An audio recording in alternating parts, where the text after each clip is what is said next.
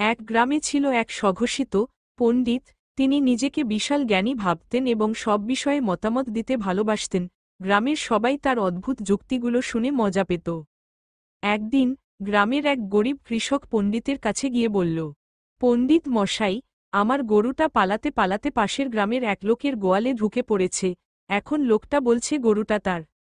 পণ্ডিত কিছুক্ষণ ভ্রু কুঁচকে ভাবলেন, তারপর গম্ভীর মুখে বললেন, দেখো ভাই, গরু যেখানে গেছে সেটাই তার আসল জায়গা।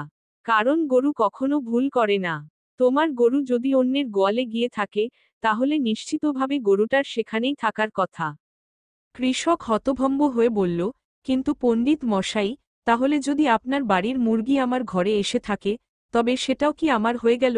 পণ্ডিত চোখ গোল গোল করে বললেন, ধুর, আমার মুরগি তো বিদ্বান মুরগি, সে কোনো ভুল করবে না।